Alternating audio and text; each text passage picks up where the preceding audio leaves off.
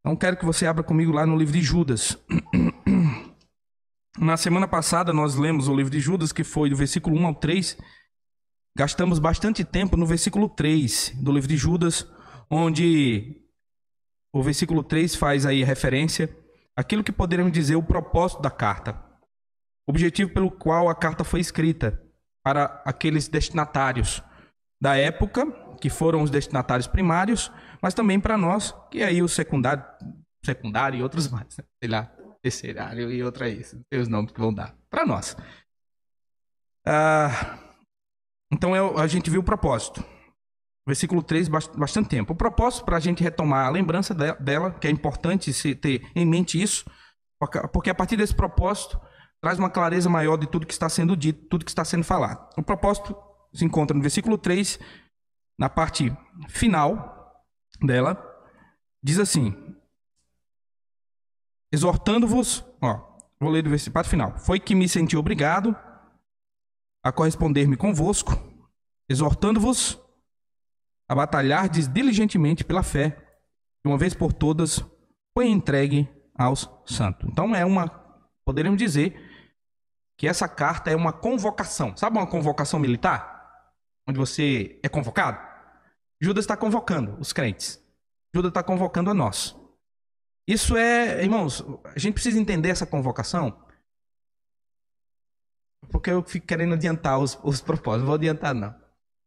Ela é essencial, porque toda falsa doutrina, além dela trazer destruição para as pessoas, ela tenta roubar aquilo que somente Deus é merecedor, que é a glória.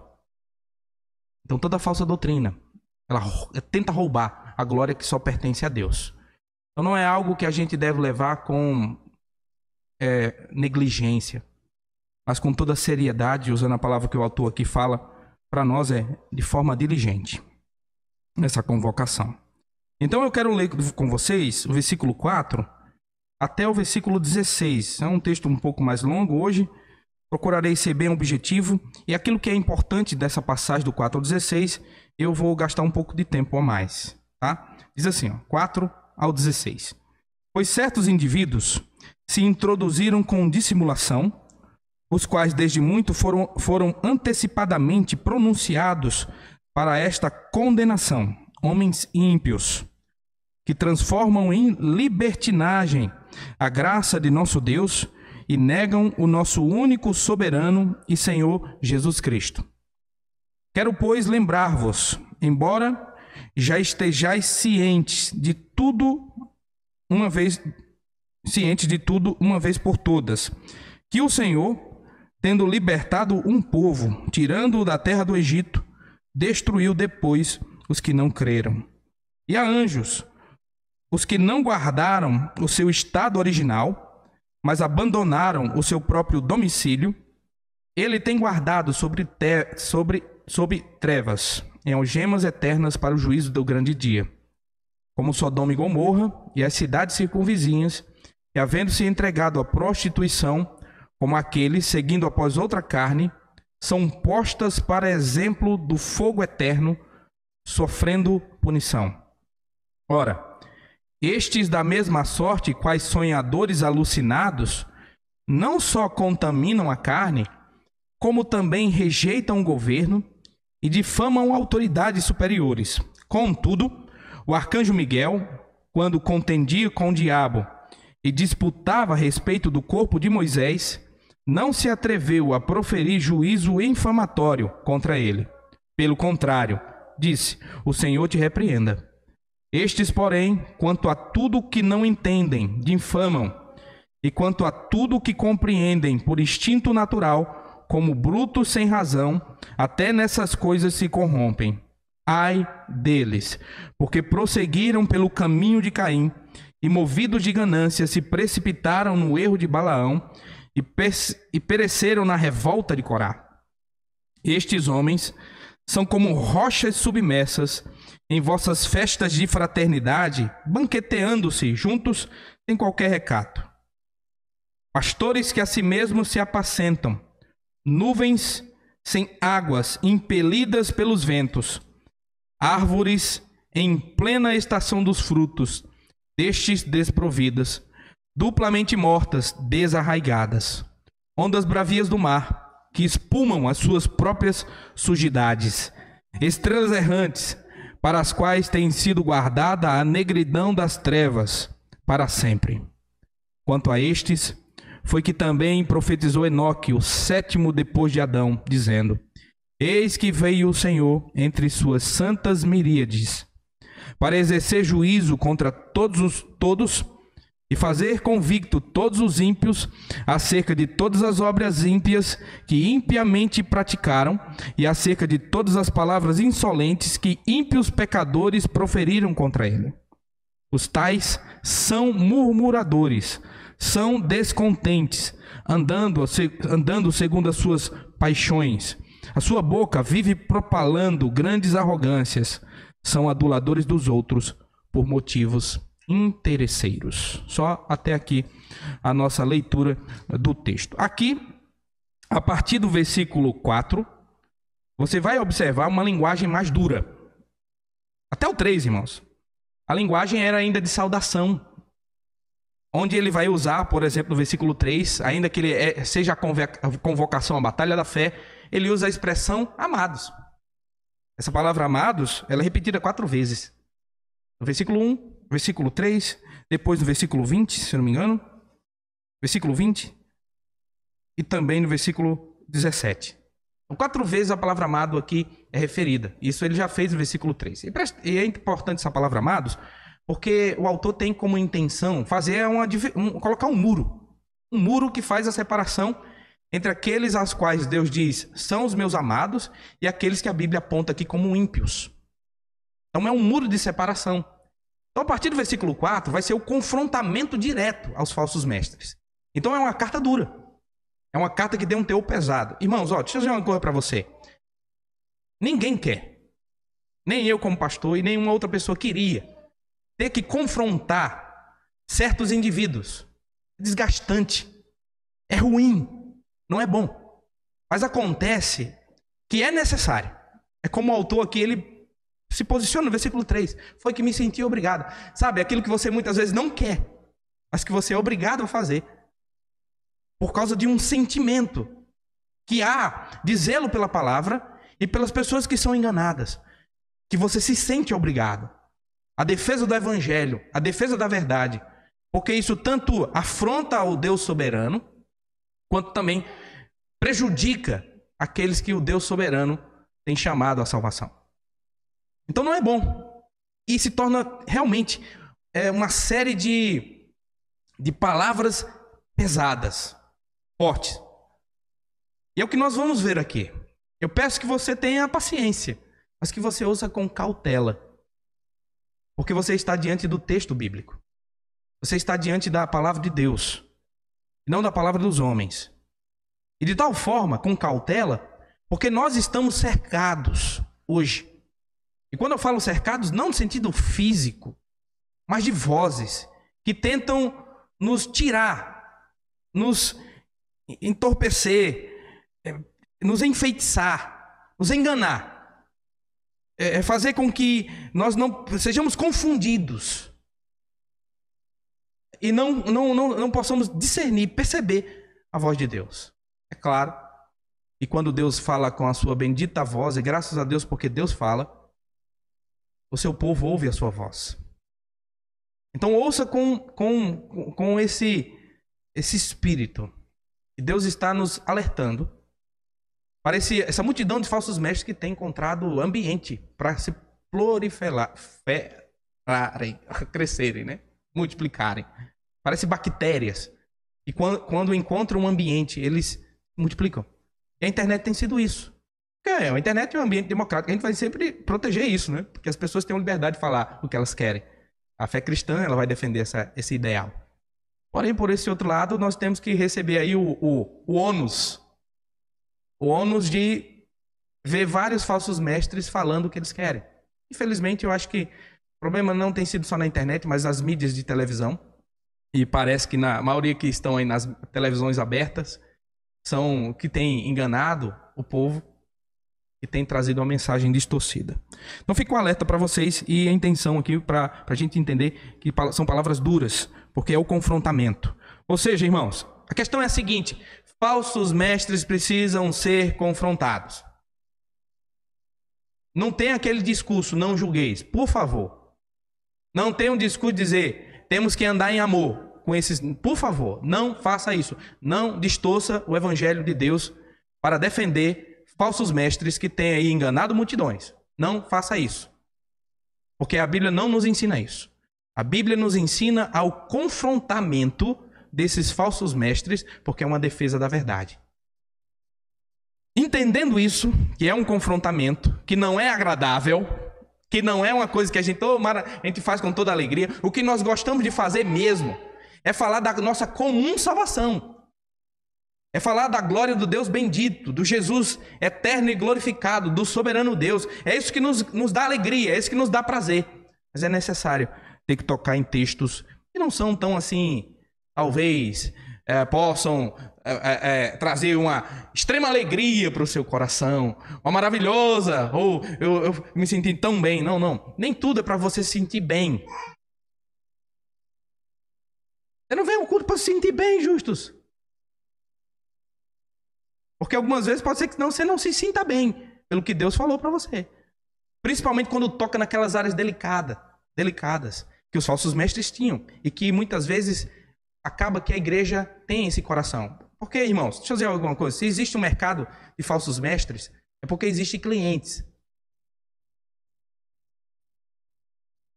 Se falsos mestres se multiplicam, é porque existe uma grande quantidade de clientes que fazem eles se multiplicarem. Que patrocinam. Que pagam esses falsos mestres. Desde aqueles que simplesmente digam, é isso aí, eu concordo. Para aqueles que se envolvem financeiramente. De uma forma ou de outra, nós não devemos estar do lado daqueles que patrocinam o engano e o erro. Então vamos lá ao confrontamento de Judas aos falsos mestres, que é o que nos importa. Aqui. Versículo 4, Judas vai se direcionar nesse confrontamento, falando de onde simplesmente esses camaradas aparecem no meio da igreja. Porque ele está lidando não os falsos mestres que estão fora, mas aqueles falsos mestres, que é o que representa o perigo, estão se infiltrando. Olha a linguagem. Pedro fala que os falsos mestres surgem no meio de vós.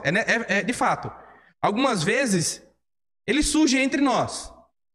Ele está lá, algumas vezes é filho de irmãos da igreja, que foram formados dentro da igreja, ou muitas vezes pode ser alguns dos irmãos mesmo, estão lá no meio. Aí a Bíblia fala, surgem no meio de vós. Mas aqui, Judas usa uma outra linguagem. Judas diz que eles se infiltram. São infiltrados. São meio que espiões que se infiltram. E essa infiltração não é apenas de observação. Eles destroem. Eles têm objetivo danoso na igreja. Então são homens infiltrados e que eles se infiltram, e ele vai usar outra expressão para com esses homens, são pessoas dissimuladas. É aquele que, na verdade, nunca expressa o que ele é. Ele vai se adaptar a você, irmãos. Pode ter certeza. O que você quer ouvir é o que ele vai dar para você. Como você quer ser tratado, é como ele vai tratar você. Ele é dissimulado. Ele tem um outro motivo por trás. Ele é uma pessoa dissimulada. Que engana, tem como objetivo enganar. Mas Judas nos dá outra informação sobre estes homens que são infiltrados, que são dissimulados. Judas nos dá outra informação sobre aquilo que eles ensinam, sobre aquilo que eles pregam. No finalzinho do versículo 4. E o que esses homens fazem? Judas aponta duas coisas aqui. O objetivo de Judas não é falar de tudo que eles fazem, mas o que eles estavam fazendo especificamente dentro desse grupo de irmãos.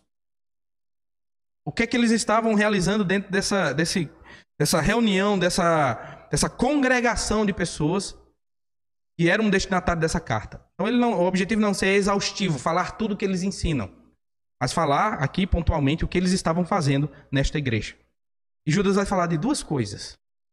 Uma que eles ensinavam especificamente, que eles faziam, e a outra que eles negavam. E eu mencionei, quando estudei com vocês Pedro, quando estava expondo o livro de Pedro, que o falso mestre ele não é só perigoso por aquilo que ele ensina, mas também por aquilo que ele nega. E muitas vezes os falsos mestres negam verdades essenciais da fé cristã.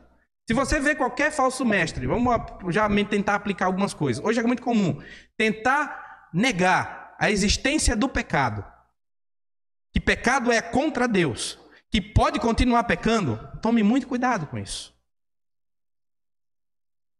Judas vai dizer aqui que esses homens transformavam em libertinagem a graça de Deus. Eles usavam o argumento da graça para serem libertinos, continuarem em seus pecados. Essa não é a graça de Deus. Não a graça de Deus verdadeira, não a graça de Deus da Bíblia. O apóstolo Paulo disse que isso não, de jeito nenhum, é a graça de Deus, Romanos capítulo 6. Ele diz que a graça de Deus é aquela que nos faz morrer juntamente com Cristo e ressuscitar juntamente com Cristo e agora apresentar os nossos membros como membros de justiça, e essa mesma graça despedaça o domínio do pecado sobre a nossa vida. É uma graça que transforma. Eu vou usar a frase de novo de Dietrich Bonhoeffer, não sei se é essa a expressão correta do nome dele, no seu livro Discipulado. Ele diz o seguinte, nos primeiros capítulos, ele fala sobre uma graça barata. Dietrich Bonhoeffer escreveu isso por volta de 1940 e pouco, no período da Segunda Guerra Mundial. Inclusive ele morreu na Segunda Guerra Mundial, né? Ele escreveu esse livro. E ele falava sobre essa graça barata. Ele diz que a graça barata, dentro de várias coisas que ele falou sobre a graça barata, ele diz que a graça barata é aquela que justifica o pecado e não o pecador. O que ele quer dizer com isso? É aquela graça onde eu encontro uma justificativa para continuar pecando, sem abandonar o meu pecado, e que na verdade, uma graça que nunca de fato me justificou, mas os meus atos. Então eu posso continuar pecando. Dietrich Bonhoeffer chamava isso de graça barata. Então esses homens transformavam a graça de Deus em libertinagem. Quero que você ouça aqui. Eu não quero ser culpado, negligente por aquilo que eu falo. Irmãos, pecado é pecado. Se está pecando, sabe que está pecando? Pare de pecar. Eu sei que nós de vez em quando iremos pecar, como Paulo fala em Romanos capítulo 6. Na nossa luta contra o pecado, algumas vezes somos vencidos. Ele fala isso, Gálatas 6. Se algum irmão for encontrado sendo vencido pelo pecado, vós que sois espirituais, tratai-o com mansidão. Ele fala sobre isso. Mas o crente tem que lutar contra o pecado. Presta atenção, lutar. Se você não luta contra as suas inclinações carnais, eu peço que você reveja o tipo de evangelho que você está ouvindo. Você está ouvindo aqui, né? Por isso que eu estou avisando você. Para que você não diga que aqui tem dado desculpa para você continuar no pecado. Na imoralidade sexual. E aí eu vou logo pecar sexo antes do casamento, imoralidade própria no leito conjugal, adultério. E aí vamos denunciar aqueles bem ocultos, sabe? Que ninguém vê. Ganância. O que mais? Aqueles que ninguém está vendo. Você faz no seu coração. Só Deus está vendo a podridão lá. Aquela idolatria desgraçada. Deus está vendo. Eu vou dizer para você, abandone. Peça ajuda ao Espírito Santo. O evangelho não barganha. O evangelho é transformador. Amém, justos? Então eu aviso aqui, porque eu quero ir na contramão dos falsos mestres, que transformavam a graça de Deus em libertinagem. Então, cuidado com esses que dizem, não tem nada não. Deus é cheio de graça. Isso era o argumento de muitos da época de Pedro e de Judas. Deus é cheio de graça, eu gosto de pecar, então vou pecar, Deus perdoa. Aleluia, né? Nós sabemos que Deus é cheio de graça mesmo, irmãos. Mas volto a dizer, a graça verdadeira é aquela transformadora que constrange o pecador a abandonar o seu pecado. E não que estimula e incentiva o pecador a pecar. Estão comigo? Ok. Então, eles transformavam em libertinagem a graça de Deus. Segunda coisa, era um ataque direto e frontal à divindade de Cristo. Essa tradução que eu estou com vocês aqui, do versículo 4, ela acaba que omite uma palavra que eu acredito que seja muito importante na compreensão do versículo 4. Se a Viviane puder colocar aqui para vocês a revista corrigida do versículo 4, onde Judas fala sobre a palavra Deus. Ele usa a palavra Deus. 2 vezes repetida. Ele fala graça de Deus, depois ele vai falar do Deus único, atribuindo divindade, ou seja, não é atribuindo, reconhecendo. Porque nós não atribuímos divindade a Jesus. Nós reconhecemos que Cristo é divino. Ninguém atribui, ninguém dá a Jesus divindade. Ele sempre foi, por toda a eternidade. Nós o reconhecemos. Fazer como João não diz em nenhum momento que a Cristo foi dado divindade. Ele diz, o verbo encarnou e habitou entre nós. O verbo era Deus. Ele reconhece. E aquele homem que andou entre eles não era um homem como você e eu. Era semelhante a nós, era um homem 100% homem, tinha as necessidades de um homem, mas era um Deus encarnado. E ao mesmo tempo ele era diferente de todos nós, porque ele era Deus. Amém? Então, olha aqui no versículo 4 da revista E Corrigida, a palavra Deus é repetida 2 vezes. Graça de Deus, e depois diz assim, e negam a Deus, único dominador e Senhor nosso, Jesus Cristo. Então o que eles estavam fazendo? É o grande problema dos primeiros séculos da igreja. Até hoje, na verdade, é um problema que se repete. Onde as pessoas tentam negar a divindade do Filho de Deus. Jesus Cristo é Deus. Nós cremos no único Deus, irmãos. Mas esse Deus subsiste em 3 pessoas. A isso nós chamamos de trindade. Você pode dizer assim, eu não concordo com isso.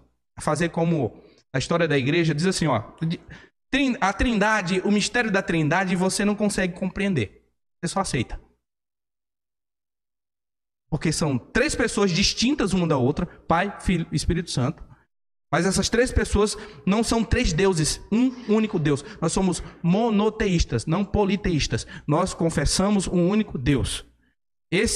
Essas 3 pessoas subsistem em coigualdade de poder e de glória por toda a eternidade, compartilham a mesma substância, Pai, Filho e Espírito Santo, distintas uma da outra.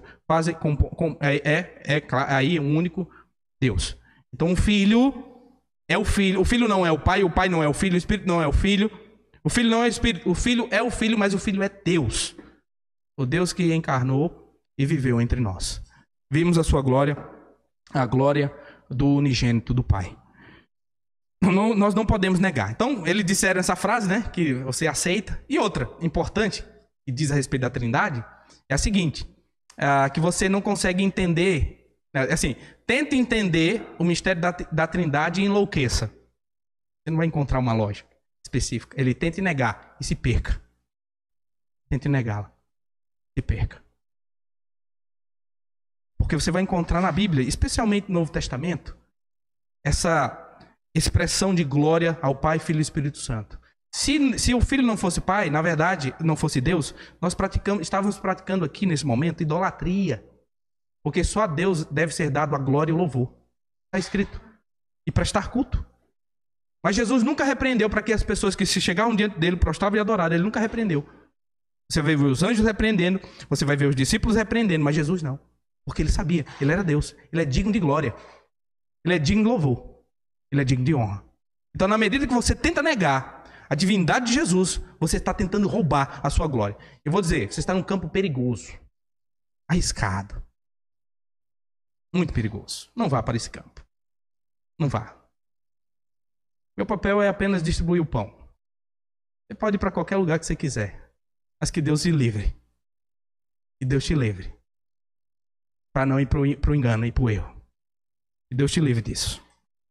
Vamos continuar, irmãos. Então negava a divindade. Tendo dito isso, também no versículo 4, embora está no meio do versículo, eu pulei de propósito, e antecipadamente, o autor vai dizer, os quais desde muitos foram antecipadamente pronunciados para esta condenação. E aí ele vai se ater agora, a partir do versículo 5, sobre a condenação dos falsos mestres. E aí, irmãos, ele vai dar 3 exemplos no início. Um exemplo vai ser do povo de Israel, versículo 5. Outro exemplo, anjos. E o terceiro exemplo, uma cidade, Sodoma e Gomorra. Parecido com Pedro. Pedro também deu 3 exemplos. Só que Pedro foi do maior para o menor. Aqui não, aqui você encontra, não vê essa ordem específica. Então ele começa falando do povo de Israel que foi tirado do Egito. E aqui encontramos uma coisa interessante, irmãos. Onde muita gente tem problema. Onde durante muito tempo houve um outro tipo de teologia, um outro tipo de mensagem distorcida a respeito das Escrituras, onde é chamado de maniqueísmo, onde tentava trazer aquela ideia dualista, como se fosse dois deuses, um no Velho Testamento e um no Novo Testamento. Onde também havia a menção a um tipo de criação de um ser chamado demiurgo, que fazia essas obras aí, que a Bíblia do Velho Testamento aponta, de forma muito severa, um Deus severo, que traz um juízo severo sobre homens maus e ímpios. Então, quando chega o Novo Testamento, as pessoas olham o Deus que se revela através do Filho de Jesus, que é Deus, diz, não pode ser outro Deus. Não é, irmãos, é o mesmo Deus. E olha o que o autor Judas vai dizer, o Deus que tirou Israel do Egito é o mesmo Deus, versículo 5, tendo libertado um povo, tirando da terra do Egito, o que é que esse Deus fez? Destruiu. Depois os que não creram. E aqui Judas aponta para o pecado de incredulidade. A incredulidade. Incredulidade. Foram destruídos. Nossos mestres, eles são incrédulos. Eles não são crentes. Judas já fala isso no versículo 4, né? Ímpios. Eles são ímpios, incrédulos. Eles não creem em Deus.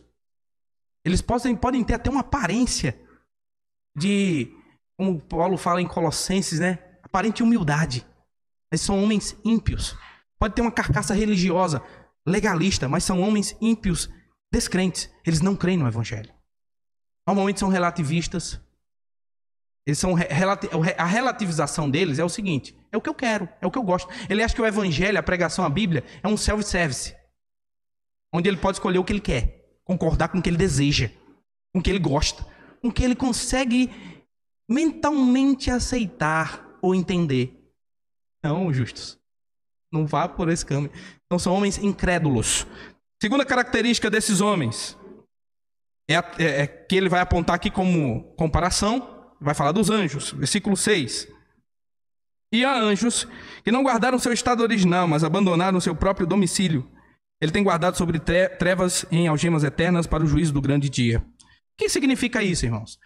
Você vai encontrar nas Escrituras, na Bíblia, que quando Satanás ele se rebela contra Deus, ele não faz isso sozinho. Ele consegue convencer uma terça parte dos anjos, e esses anjos eles abandonam o seu estado, o seu domicílio original que Deus deu a eles. Isso nós chamamos de apostasia. Esses anjos fazem isso. E todo falso mestre é um apóstata. Ele nega a verdade. Essenciais e básicas do Evangelho. São hereges. Eu digo isso sem medo. São apóstatas da fé. E conduzem outros à apostasia também. O que eles fazem com ele, eles tentam conduzir outros à mesma coisa. São apóstatas. Aqui esses anjos estão se referindo a isso. Tem uma outra interpretação que as pessoas tentam dar. É baseado lá em Gênesis, onde a Bíblia faz menção que os filhos de Deus coabitaram com as filhas dos homens. Aí dizem ali que o anjo se abandonou o seu estado angelical, se fez homem e dormiu com mulheres, e aí se formou gigante. Estão lembrados dessa passagem? Não diz isso, tá, irmãos? O texto não diz isso. O texto não está falando que anjos abandonaram. Então, a gente não pode atribuir ao texto o que o texto não disse. Isso não é exegese. Não podemos atribuir ao texto aquilo que ele não está dizendo.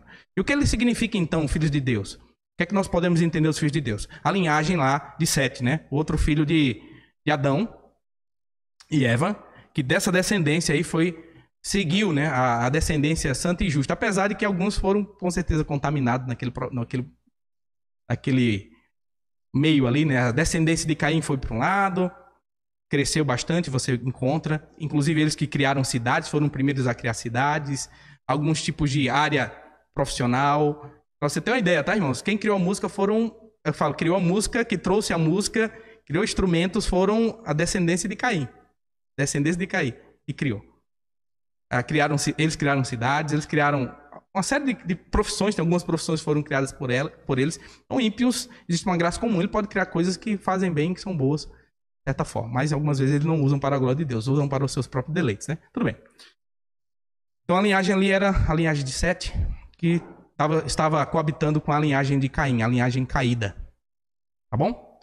Aquilo que é a interpretação mais possível da passagem e menos prejudicial. Onde você não tenta dizer aquilo que o texto não disse, né? Onde você tenta entender a partir daquele próprio contexto de citações até genealógicas que está sendo dadas e informadas no texto lá. Bom? Então, o pecado de apostasia. O primeiro pecado de incredulidade. O segundo pecado de apostasia. O terceiro pecado, versículo 7.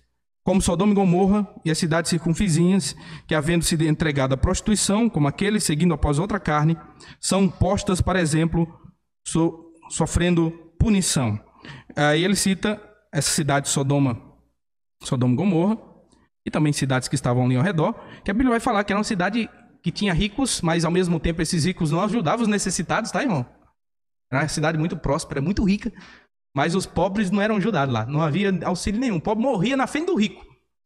Eram homens ímpios na cidade, e tão ímpios que a Bíblia fala, e principalmente na questão de imoralidade sexual, era um povo que havia com certeza muito estupro naquela cidade, onde a Bíblia vai mencionar que os anjos vão até a casa de Ló, e as pessoas daquela cidade cercam a casa, dizendo para que aqueles homens saíssem dali, para que eles pudessem estuprá-los.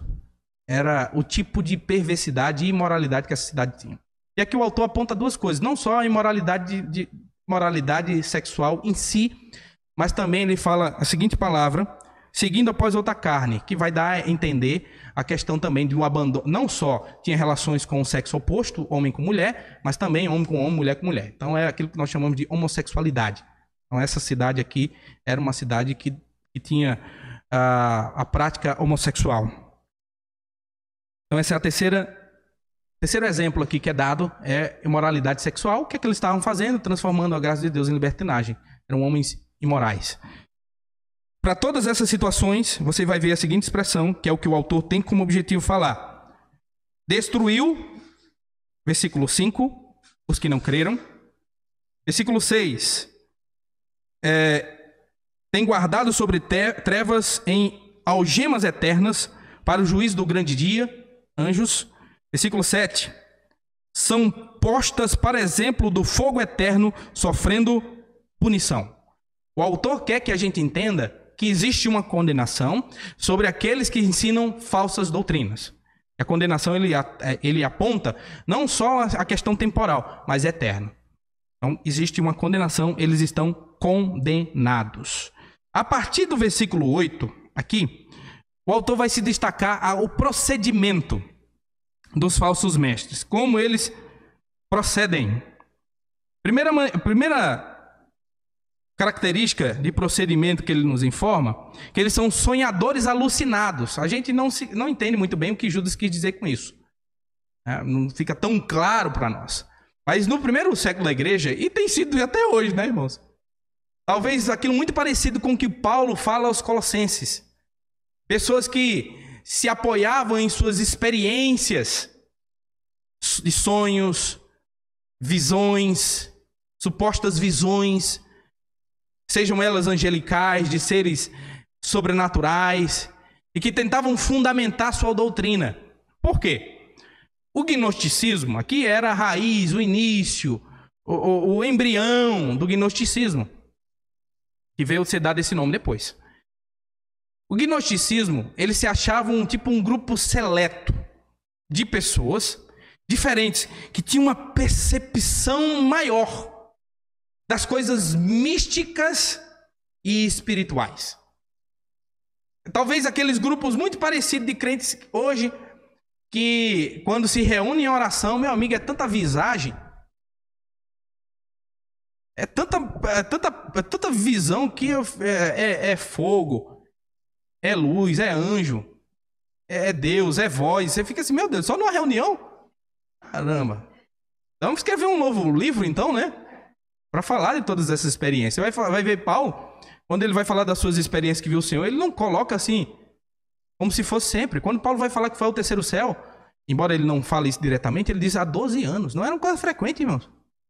Há 12 anos. Conheço o homem que no corpo fora do corpo não se, Deus o sabe. Que há 12 anos. Paulo não ia ao terceiro céu todo domingo. domingo, Paulo, foi o terceiro céu. Irmão, eu fui lá no terceiro céu hoje. Eu vi. Pelo amor de Deus, que é isso? Sonhadores alucinados. Praticamente toda a falsa doutrina, ela inicia com a seguinte frase: o Senhor me apareceu e disse. Ou um anjo me disse. Quase toda a falsa doutrina. Por isso que Paulo teve escrevendo aos Colossenses dizendo: não se assuste que o próprio Satanás pode se transfigurar em anjo de luz. E depois ele diz que Satanás tem seus ministros também. Ele chama lá na carta de falsos apóstolos. Então, irmãos, Satanás pode, além dele poder transfigurar um anjo de luz de forma sobrenatural, ainda ele tem pregadores. Ele tem falsos apóstolos. Falsos ministros. Paulo chamava a igreja deles de sinagoga de Satanás. Ai, Deus bom. Então, o procedimento deles: sonhadores alucinados, são homens que contaminam a carne. Ele está associando Sodoma aqui. São homens que entregam a sua carne às coisas imorais e não glorificam a Deus. É esse uso que ele está aplicando: contaminam a carne. Outra característica: rejeitam governo e difamam autoridades. Embora o autor, ele não está se referindo, aqui no primeiro momento, sobre a questão de autoridade eclesiástica, a autoridade governamental, ele não está falando sobre isso. Ele está falando aqui pessoas que não se submetem à autoridade de Deus. Versículo 4. Negam-lhe soberania. Eram homens que não se submetiam a Deus. Eram rebeldes. Eles não se colocavam debaixo da autoridade de Cristo. É aqueles que falam com a boca, Senhor Jesus, mas com suas práticas o negam. Isso foi o que Paulo disse a Timóteo. Homens que com sua boca confessam, mas que com suas práticas o negam. É incoerente. Incoerente. Qualquer cristão que diz com a boca uma coisa e com sua prática nega, é incoerência. E quando perguntar o que está errado, eu não vou dizer a palavra, vou dizer você, se arrependa. Eu vou dizer sou eu, se arrependa. Então não pode haver essa incoerência aqui, onde, embora eles negavam o senhorio, né, de Jesus também. Não só a soberania, mas também o senhorio de Cristo. Então eram homens rebeldes. E aí o autor, pasmem, né? Pasmem. Ele vai citar, até controverso, ele faz uma citação de um texto apócrifo. Versículo 9. Não é um texto que você encontra no Velho Testamento, é uma passagem do Velho Testamento, é um texto apócrifo. Historiadores dizem, estudiosos dizem que esse texto citado, ou essa passagem aqui, é encontrada naquilo que é chamado de Assunção de Moisés, ou Testemunho de Moisés. É um livro da tradição judaica. Também, dentro da tradição judaica, é conhecido como livro apócrifo, tá? Não é um livro que eles reconhecem como livro inspirado. E Judas faz a citação dela. Lembre-se, irmãos, aqui o autor estava em formação do cânon bíblico. O texto bíblico pela inspiração. E se entende que pela inspiração de Deus, eles podem pela observação, porque, lembre-se de uma coisa, Deus conserva a característica do autor e as coisas que o cercam. Então muitas coisas que você vai ver é da perspectiva do autor humano, mas Deus conserva esses homens de erro. E quando Judas ele cita um trecho do livro, do Testemunho de Moisés, isso não significa que está atribuindo ao Testemunho de Moisés, o livro Testemunho de Moisés, total canonicidade, veracidade. Não, mas ele pela inspiração reconheceu que esse testemunho contido naquele livro é verdadeiro. Por exemplo, Paulo faz citações de profetas cretenses em Tessalonicenses, se eu não me engano, em Tessalonicenses. Paulo faz a citação no livro de Atos de poetas. Ele pega aquilo que os poetas disseram e fala ao povo, porque ele reconhece elementos que o cercam como verdadeiro pela inspiração. Calvino chegava a dizer que toda a verdade é a verdade de Deus. Porque de Deus procede toda a verdade. Amém? Ainda que nem toda a verdade seja verdade que no sexo, podemos dizer que são verdades canônicas, mas a verdade bíblica, sim. Ele cita esse momento onde, dando esse exemplo de conexão de que esses homens são rebeldes, eles não negam o senhorio de Deus, e provavelmente essa sua rebelião não era somente contra Deus, mas contra seres angelicais e sobrenaturais.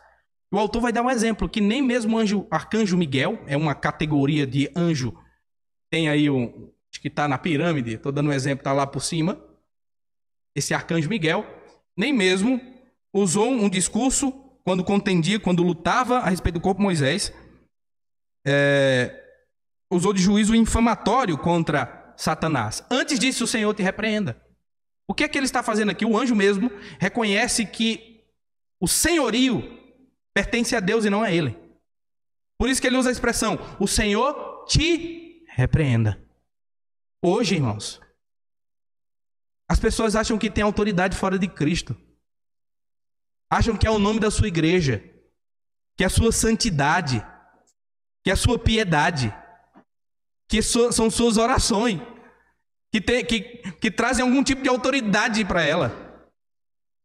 Irmãos, toda autoridade procede de Deus. Nós não teríamos nada se de Deus não desse. Lembre, as palavras de Jesus até o próprio Pilatos. Pilatos diz, você não sabe que eu tenho autoridade de livrar ou mandar para a morte? Jesus disse, nenhuma autoridade teria se do alto não lhe fosse dado. Nenhuma autoridade teria. O anjo, diante aquele anjo caído, chamado, que nós chamamos hoje de Satanás, ele disse, o Senhor te repreenda. Mas os falsos mestres são orgulhosos, são arrogantes, eles não se submetem à autoridade de Deus. Acham que em si mesmos são alguma coisa. Voltando para o texto, versículo 10 agora. Estou já partindo aí para a gente encerrar. Diz assim, estes, porém, quanto a tudo o que não entendem, difamam. Quanto a tudo o que compreendem por instinto natural, como brutos sem razão, ou seja, parecem animais, que eles fazem coisas por instinto, até nessas coisas se corrompe. Não adianta. Não entendeu, ele difama. Entendeu, corrompe. Não adianta, irmão. Paulo Espírito não adianta. Ele pode entender. Desenho, ele é como... Ele vai distorcer, ele vai corromper. Ele se corrompe a doutrina, transforma a graça de Deus, tenta transformar a graça de Deus em libertação. Não adianta. Então, falsos mestres são ímpios. São ímpios. Muitas igrejas estão sendo pastoreadas por ímpios. O apóstolo Paulo, quando vai escrever uma das igrejas e vai falar de um outro pastor, companheiro seu do ministério, a primeira coisa que ele fala, ele diz o irmão vosso. Depois vai falar, depois que ele é ministro. Ele chama primariamente de irmão. Por quê? Irmãos, é necessário ser irmão. Porque irmão significa que não é ímpio. Não é um incrédulo. Está ali com motivos interesseiros. Hoje, no período que vivemos, né? Na época de Paulo já era assim, já, tá, irmãos? Paulo disse que alguns usavam a piedade como fruto de lucro. Hoje, algumas pessoas descobriram. Diz, rapaz, o negócio dá dinheiro, hein? Aí você pastor, esses são os falsos mestres, eles ganham muito dinheiro mesmo. Enquanto que os verdadeiros estão aí, irmãos, garimpando feito um doido. Não fazem a homens, e não tem que fazer mesmo, fazem a Deus. Recebem de Deus o que é necessário. Não devem olhar para nada disso, porque o fim destes é juízo. Mas deve fazer o Senhor, com muito ou com pouco. Seja como Paulo aprendeu o segredo de viver contente em toda e qualquer situação, ou seja, que Deus possa dar a ele uma graça maior de ter condições financeiras, não importa. Mas normalmente os falsos mestres, eles fazem comércio. Eles sabem ganhar dinheiro. Eu posso dar nomes aqui. Quem diga o Edir Macedo. Quem diga o Edir Macedo. Quem diga aquele outro que eu esqueci o nome aqui. O Valdomiro. E tem muitos aí, irmãos. Eles vão usar, eles tentam trazer uma outra cara, fazem outras coisas, mas são motivos interesseiros. Cuidado. Não patrocine. Mas é bom. Vamos lá. Versículo 11. Aí ele entra na expressão seguinte, ai, né? Agora tem um ai aí, irmãos. Tem um ai. Não tem oi deles, não. Tem oi deles nem legal deles é ai deles. Por que ai? Vai apontar de novo 3 erros. Porque prosseguiram pelo caminho de Caim. Segundo, movidos de ganância, precipitaram no erro de Balaão. Terceiro, pereceram na revolta de Corá. Revolta de Corá, rebelião. Corá era um dos príncipes, uma das autoridades das tribos de Israel. Se levanta contra a autoridade de Moisés. Ele levanta até com um discurso bem assim, religioso, bonitinho. Sabe aquele discurso? Todos nós somos santos, Deus nos fez um povo santo. Quem é esse para ser maior do que a gente? Moisés, quando vê aquilo, então vamos fazer o seguinte: amanhã o Senhor vai se manifestar e vamos ver quem realmente. Aí é trágico. A Bíblia fala que ele e aqueles que se amotinaram a ele, o chão se abriu, engoliu todos eles e as coisas deles. Então, esse é o Corá, rebelião. Segundo exemplo, eu estou de trás para frente, né? Balaão, profeta, ganancioso, o inimigo de Israel não consegue vencer Israel. Aí esse profeta contrata esse profeta, paga o profeta para amaldiçoar Israel. O profeta não consegue amaldiçoar Israel. Toda vez que ele vai amaldiçoar, ele abençoa. Mas depois o profeta ensina como o povo de Israel ficar debaixo de juízo. Aí ele ensina a prostituição.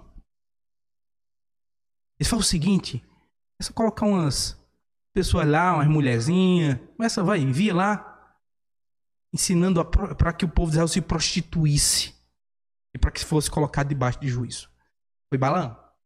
Ele se vendeu. Ensinou a Balaque a como fazer o povo de Israel estar debaixo de juízo para ser vencido. E Caim foi o primeiro falso mestre, não? Caim. Porque ele foi contra o que Deus disse. Deus orientou, tá? Como deveria ser oferecido os sacrifícios. Ele sabia como.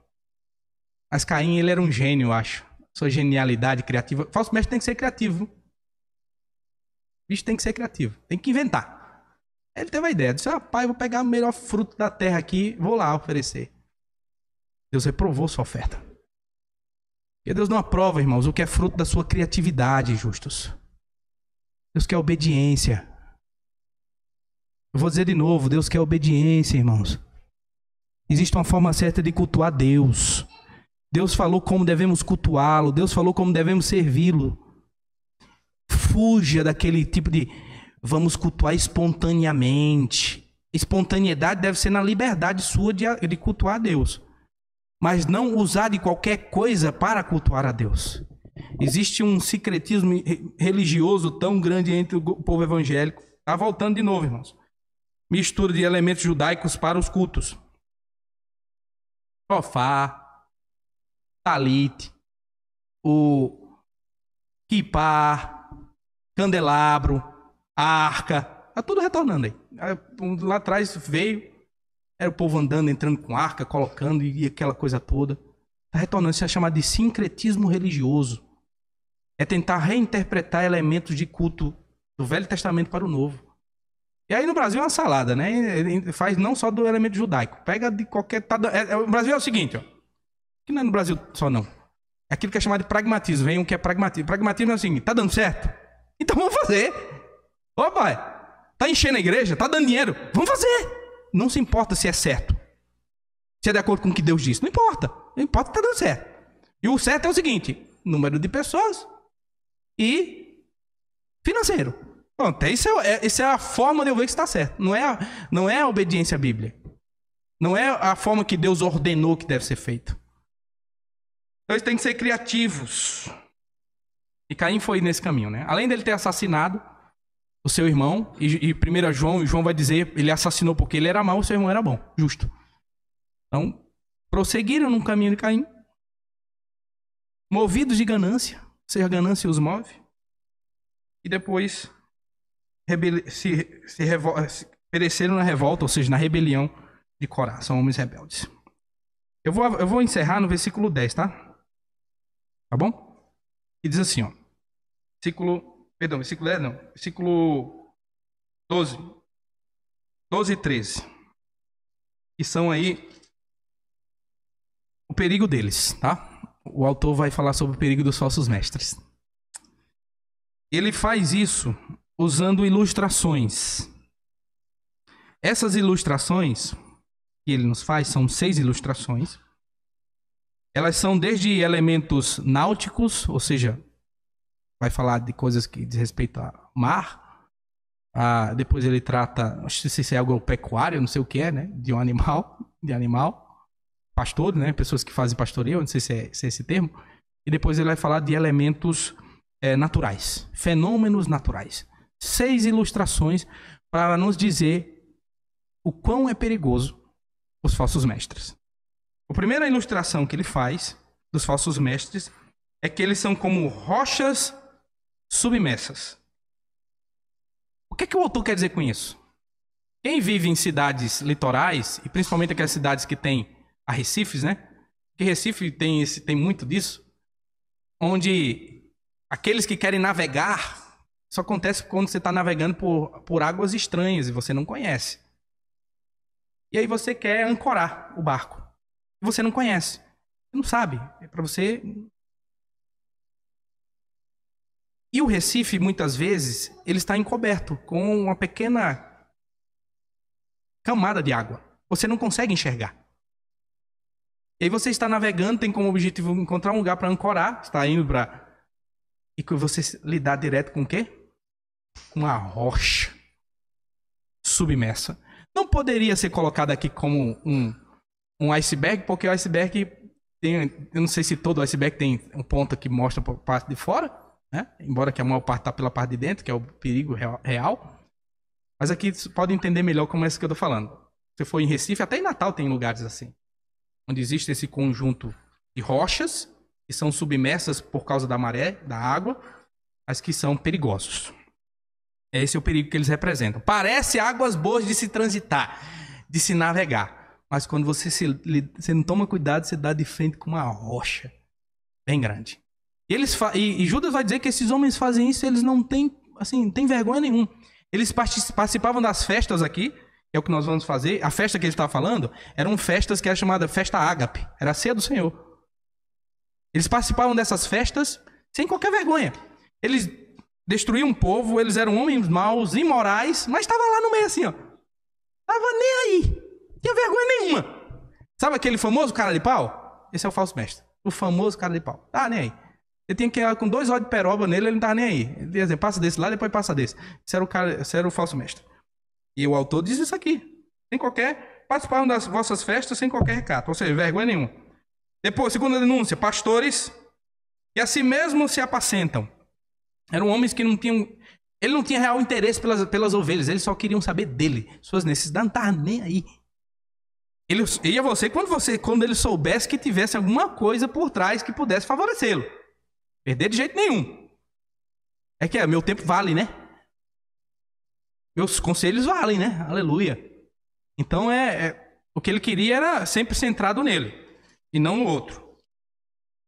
Outra característica que o autor nos dá, e agora vai para fenômenos naturais, são como nuvens sem águas, impelidas pelos ventos.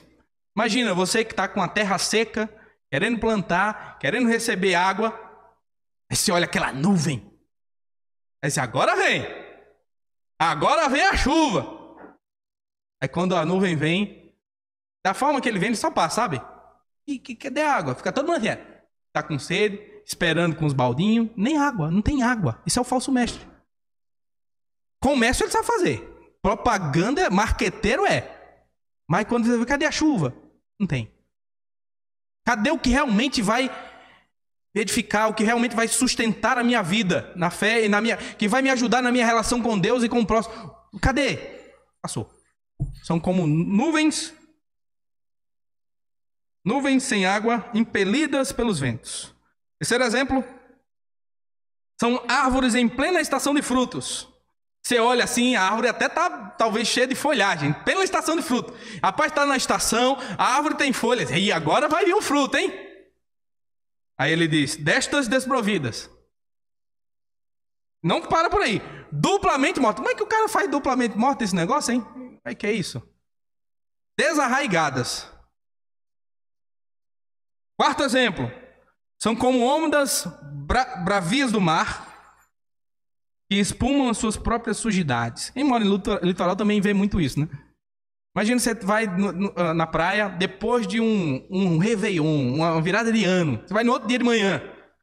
Você for pra praia, você chega lá na praia assim, aí quando a maré encheu, né? Foi aquele de manhã assim, você vai encontrar o que lá? Lixo. A maré foi, pegou o lixo, depois quando ela traz, ela parece que fica aqui até aquela linha de lixo, já viu? A linha de lixo, assim, esse é o falso mestre. E a última característica, né? São como estrelas errantes. O que é isso? Estrelas que... Aqui, ele está falando da perspectiva nossa. A gente não olha para o céu e vê uma estrela e logo desaparece. É como se fosse uma estrela errante que perdeu sua órbita. Ele quer dizer, ela errou, ela deveria estar... Ela caiu, a gente chama assim, né? Olha, a estrela caiu, cadente, né? A gente chama esses nomes. Estrela errante, mas ela é breve, sabe, irmãos? Ela aparece e logo desaparece. O autor diz onde ela desaparece. Na negridão das trevas e quando? Para sempre. Eu encerro. Os falsos mestres, o perigo que ele representa para você, justos, não é só temporal não, tá? Também de coisas eternas eles representam. Eles conduzem pessoas à condenação eterna. Não é só coisas temporais. Embora eles falam muito de coisas temporais. Alívios temporais. Saúde temporal. Bom casamento. Estar bem consigo mesmo. O discurso deles sempre não são transcendentes, não trata de coisas que estão além de nós, mas de resoluções meramente, muitas vezes, psicológicas, emocionais, materiais e financeiras. Pronto, se encerra aí. Não fala não dá muita ênfase em Deus. Na verdade, o falso mestre trata todas as coisas como fosse bem de consumo. Deus é consumido, os irmãos são consumidos, tudo é consumido. E aqueles que são formados por eles é do mesmo jeito. Eu consumo Deus e eu consumo os irmãos. Isso vai contrário às Escrituras. A igreja não é um lugar simplesmente de ser consumido, mas de servir. A Bíblia não fala que o fruto é para comer você mesmo. O fruto é para o outro comer. Quando não faz a comparação do fruto, quando a árvore dá fruto, a árvore come seu próprio fruto, irmãos. É para o outro. Então é um lugar de serviço, não bem de consumo. Não trata a igreja como se todo mundo tivesse que alisar você e afagar suas emoções. Pode ser isso por um tempo. E também quando você estiver passando por uma situação, a igreja tem que ter esse trabalho. E aí que entra a doação, porque tem pessoas que fazem isso por nós. Que doam isso, que servem nisso. Mas não podemos transformar de jeito nenhum. Nem em Deus, nem os irmãos e nem a igreja. Como um bem de consumo. Onde eu consumo. E ainda reclamo. Porque não estou satisfazendo os meus desejos.